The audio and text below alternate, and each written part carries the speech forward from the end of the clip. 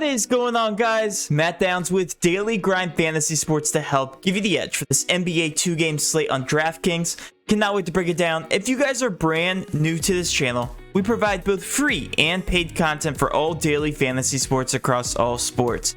If you could please show your support by hitting that subscribe button, notification bell, and of course smashing that like button for all of our future NBA content. If you would like to know more about becoming a better DFS player and taking down that big GPP, head over to www.patreon.com/DGFantasy for more information.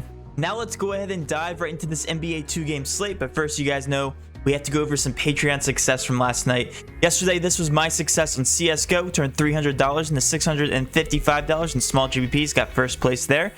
We had some more SuperDraft success. $1 turned into $46 and a MMA GPP. As you can see, it did not fill.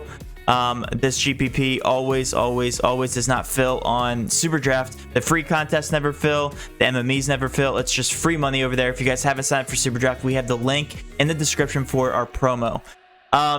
Also got another close takedown here. Actually, he did get a takedown. $4 into $218. $4 into $143. $514 won total. We had another close takedown here. $24 turned into $36. $5 turned into $48. We had some more FanDuel success. Got some more GBP winners here, but nonetheless, we had a lot of success as always. I don't want to bore you guys with all of the screenshots. Just want to reiterate that our Patreon is only $20 a month. Once our website is launched, only $30 a month will give you access to our full optimizer for all major sports, and plus cheat sheets for every single major sport going on right now, and everything will be updated at the snap of a finger. So not wait to release that here. Should be really soon. Now let's go ahead and dive right into this NBA slate. We have Atlanta versus Philly, and then the Clippers versus Atlanta. We saw this slate 2 nights ago. Atlanta, Trae Young went absolutely ballistic. We'll see if they can repeat that performance yet again. Right now it is at Philly, so 2-2 series back home to Philly. Let's see if they can keep the home court. With Atlanta, Cam Reddish is still out. He's been out for a little bit, so it doesn't really impact the usage or minutes on this team. So keep an eye on Trae Young. He is probable. I don't know what could possibly keep him out, but Trae Young should play tonight. With the 76ers, Danny Green unfortunately is going to be out for the rest of the series. That does impact the usage and minutes of some of these players. Surprisingly, Joel Embiid, so we will be paying attention to that picture. And then last but not least, we have the Clippers and Utah. Nothing on the Clippers injury report. We know that Ibaka is out for the remainder of the season. And then with Utah, Mike Conley, still questionable. Even if he does play, going to be playing in limited minutes. So if he does suit up, it's going to eat into some of the minutes here of Joe Ingles, Bogdanovic. Really won't impact Donovan Mitchell, but if he does sit, then yes, we are going to be paying attention to this picture. All the price tags have come up on Utah, so take that with a grain of salt. Now let's flip over to our Fantasy Cruncher dashboard here as we switch over to Utah, observing all the usage rates, all the price tags, and coming out to point per dollar value for each one of my favorite plays.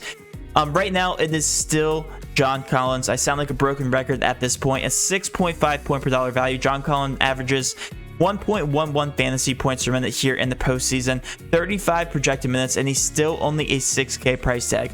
We're used to seeing during the regular season about a 6.5K price tag to about $7,000, but he's got a minute increase in each one of his games. Last game he did do very well. In the last 2 games, he's actually done pretty well, playing 33 and 37 minutes. Again, John Collins saw about 29 to 30 minutes during the regular season. So because of these minute increases, I just absolutely love the consistency out of John Collins. He hasn't been going off. He hasn't been doing anything special, but he's just hitting that value. 30.25 points, 36 points in his last 2 contests. And when you're talking about the 2-game slate, that's really all you can hope for from some of these players. And I think John Collins provides a very nice value play.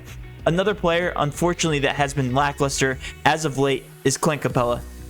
His price tag has come down from 8K since the start of this playoffs, is now at 6.7K, and given the matchup, I get the price tag, but it has fallen way too much for me not to like Clint Capella tonight. 6.3 point per dollar value, and when you take a look at his fantasy points per minute, averages 1.3 fantasy points per minute, and his upside isn't there in terms of John Collins minutes. But it's pretty close. 32 projected minutes here for Clint Capella, 6.7K price tag, and he hasn't been doing horribly when you compare that to the price tag.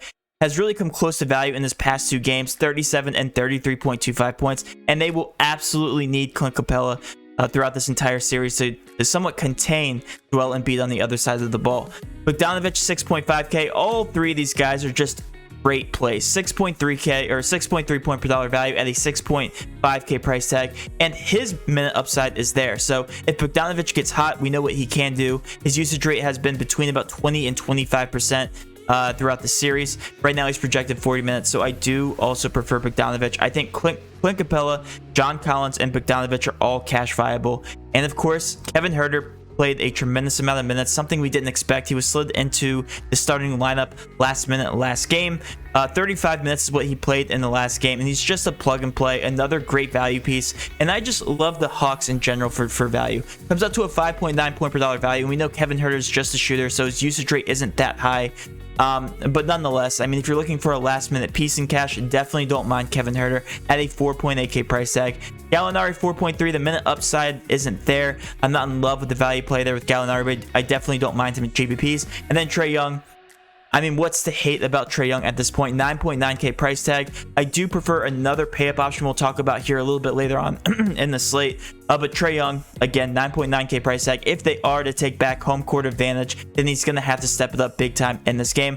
I had a lot of exposure to him last game, thankfully, and he went absolutely ballistic. So yes, he is cash viable, but definitely more of a GPP play, just considering the price tag at 9.9K. Switching over to the Philly 76ers here, we have Korkmaz, still a plug-and-play type player. Danny Green right now is projected 27 minutes, but he's confirmed out for this contest, so I think Fantasy Cruncher screwed up there. But Korkmaz, last game he played 26 minutes, so we expect 26 minutes from him again, and he's averaging 0.87 fantasy points per minute without Danny Green on the court, so he comes out to a 6 point per dollar value. Not that bad of a projection here for Korkmaz at 22.62 points. Again, we're not expecting him to go off or anything. We're not expecting him to hit 5 or 6 times, 7 times value, but I think a 5 times value is what we can expect from somebody playing projected about 26 minutes here against the Atlanta Hawks. Joel Embiid, continue to just say that he's going to be a fantastic cash option. 10.5K, averages 1.77 fantasy points per minute without Danny Green on the court, and comes out to a 5.6 point per dollar value. Again, I'm probably not going to go the route of Joel Embiid just because there's another player that I absolutely love here on the slate, but Joel Embiid at 10.5K makes for another great cash option. Ben Simmons was my low owned option in small GPPs last game. I crunched the optimal based on ownership, and he happened to be the last piece in it, and he did not disappoint. 7.6K. I definitely consider him cash viable yet again at that price tag at 7.6K. I think people are going to be a little bit too aggressive on him. I think his ownership will be a little bit inflated just based on what he did last game. But at 7.6K, averaging 1.21 fantasy points per minute without Danny Green on the court, is also higher than Tobias Harris, who is higher priced and price tag at 8.1K. So I do prefer Ben Simmons over Tobias Harris, but I think that both of these guys are going to be more GPP viable. But if you want the last piece in cash, I definitely was a fan of it last game. Ben Simmons makes for a great option at 7.6K. And now let's switch over to the Clippers picture. And guys, in the middle of recording this video, I just got a huge update saying that unfortunately Kawhi Leonard is going to be out for the foreseeable future. Did not pass COVID-19 protocols is what we see from the earlier reports. Same thing with CP3 from the Suns. So a huge mess going on in the NBA, it just looks like. So this just broke in the middle of me recording my video. I recalculated some values for you guys on the Clippers side and projected some minutes since they're not completely updated, but we have a good sample size from the regular season in terms of what the minutes will look like without Kawhi Leonard on the court.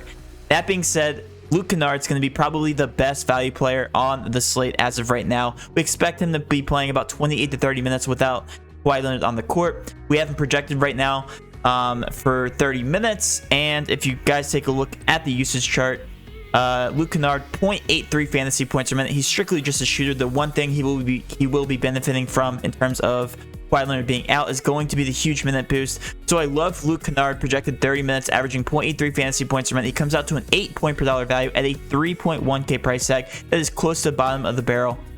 And I do expect him to be the best value and the chalkiest guy on the slate here for this slate. 24.9 fantasy points is what we have him projected at. Also, Marcus Morris, we have penned around 36 minutes, averaging close to 0.89 fantasy points per minute. Comes out to a 32.04 fantasy point production and a 7.1 point per dollar value. So Luke Kennard, Marcus Morris, and then obviously Paul George is going to enter the mix now. Going to be the chalkiest pay-up option on the slate. Averages 1.35 fantasy points per minute and close to a 35% usage rate on the season without Kawhi Leonard on the court. We also have him projected about 41 fantasy points. So Luke Kennard, Marcus Morris, Paul George, and then you can also throw Nick Batum into that mix. Nick Batum only averages 0.75 fantasy points per minute, but he's going to be playing close to about 35 projected minutes, sliding into that similar role of Kawhi Leonard. Comes out to a 5.9 point per dollar value. So yes, 4 LA Clippers are going to dominate your lineup, and you should be starting your building blocks with the Clippers now, hearing that news with Kawhi Leonard being out for the foreseeable future. Also, Reggie Jackson's going to get a usage bump, so it could make for a good GPP option. Terrence Mann, we don't really know how many minutes he's going to play. He could end up starting. So again, depending on the minutes here and minute updates that we're going to get from Kawhi Leonard being out is going to determine who's going to be my favorite from the Clippers. But on a 2-game slate, you're going to have to lean on the Clippers in terms of value. So chalk night, Clippers chalk night. We will probably going live before lock to break this down, but it does look like the Clippers are going to dominate a majority of my lineup. Last but not least, again, Utah Jazz. Sound like a broken record yet again. Mike Conley still questionable. If he is ruled out, then yes, I do like the Utah Jazz. If he does play, I think the price tags are a little too aggressive here for the Utah Jazz. Like Bogdanovic got a salary increase here at 5.7K. Clarkson got a slight salary increase here at 6.3K. Joe Ingles at 5.2K. So all these guys' price tags are just a little too expensive. The one guy that I absolutely love and doesn't even look too good on their sheet at a 9K price tag is going to be Donovan Mitchell, and I'll show you why here. If we go over to the stat board, let's just look over the last, dating back to his last series here at the usage rates of all of his games. 40.2% usage rate against Memphis, 29.4. This was by far his lowest against Memphis, but they really didn't need them just because they blew him out by 16 points. 43.3% usage rate, 40.8, 40.5, and then his last game was the highest of the entire playoffs at a 45.4% usage rate. Not only that, he's playing between 32 to 40 minutes every single game. You're getting the minute upside, and the usage rate is out of this world. Donovan Mitchell is a man on a mission, and he has the ball in his hands the entire game here versus the Clippers. So absolutely love Donovan Mitchell. Just by far my favorite pay-up option on the slate at a 9K price tag. When you compare that to Kawhi Leonard at 10K, Trae Young at 9.9K, even Joel Embiid at 10.5K. The usage rate is higher on Donovan Mitchell than any one of those guys, and he has the highest usage rate on this entire slate. So absolutely love Donovan Mitchell. He's going to probably be one of my favorite options in terms of cash and GPP. Last slate, he was around 40% owned, so he's a little bit higher than I thought he would be. But if that continues to be that high, then yes, he's going to be a cash option. A good way to differentiate yourself might be to go in a different route with somebody like Kawhi Leonard or Joel Embiid or Trae Young, hoping for another ceiling potential game. But that's pretty much it. I just like Donovan Mitchell here from this game. Yes, Rudy Gobert's price tag at 7.4K is pretty intriguing, but I do prefer Clint Capella, just given the matchup, given the price tag at 6.7K. They are projected to score a little bit more in that game, and the pace is a little bit higher. But yeah, that's pretty much it for DraftKings. I usually go over my favorite optimal lineup. Again, I don't just play one single lineup, but I give you guys a core, a good starting point, where my mindset is when I construct my lineups for tonight. So if I were to construct a lineup right now based on my projections, and again, these are custom projections from Daily Grind Fantasy Sports, crunch one single lineup here, and again, I have to check off all the games. That would be helpful. And it looks like from inputting my custom Clippers projections after the update of Kawhi Leonard being out, it's going to be a Hawks and Clippers dominated lineup as expected. Bogdanovic, Luke Kennard, I was about to say Kawhi Leonard, Luke Kennard, Marcus Morris, John Collins, Clint Capella, Trae Young, Batum, and Paul George. As you guys can see, so much value in those two games and those two teams specifically. But you can get up to pay up for guys like Donovan Mitchell, Joel Embiid if you decide to go that route. It just looks like the way lineup construction worked, I utilized all the value plays from the Clippers like Luke Kennard, Marcus Morris, and Batum, and it was able to get me to pay up for guys like Trae Young and also Paul George. But that will wrap it up for DraftKings, guys. Let's now talk about Prize Picks. If you guys haven't signed up for Prize Picks, enter code using DGF for 100% match up to $100. We've been absolutely crushing Prize Picks. I know 2 days ago we got a 20 times multiplier promo, and again, they're always tweeting out promos. Take advantage of that throughout the playoffs, and they will be tweeting them out, trust me. Right now, I like the under on Mike Conley, and I only like the under if he plays. Obviously, if he does not play, then he will be wiped from all of your selections. No harm, no foul. Right now, 32 is just way too high for a guy that's going to be on a minute limit. If he plays about 20 minutes, then yes, he's probably going to get nowhere close to 32 points in terms of prize picks points. And keep in mind, this is FanDuel scoring, so everything that we talked about on the slate in terms of DraftKings, just subtract about 2.5 to 3 points from their projection. So Mike Conley will have nowhere close to 32 if he does play. Another player that I do like is going to be Clint Capella. I do like John Collins too, but I like Clint Capella more here at a 32 fantasy point production. Keep in mind the last 2 games he's hit the over. I know it wasn't by much last game, 32.1, hit it by literally 0.1 points, and then 39.2. And keep in mind, he's been playing so poorly as of late. So I expect him, even when he does play poorly, to hit that over of 32 points. Right now, we have him projected for about 38 DraftKings points, so about 36 to 37 FanDuel points. So we have him hitting the over about 6 to 7 points. So absolutely love the over on Clint Capella, and I do like the under on Mike Conley. And that will wrap up my video, guys. Hopefully you did enjoy this video. If you did, please do hit that subscription button, notification bell, and of course smash that like button for all of our future NBA content. With all that being said, have a great rest of your day, and let's cash.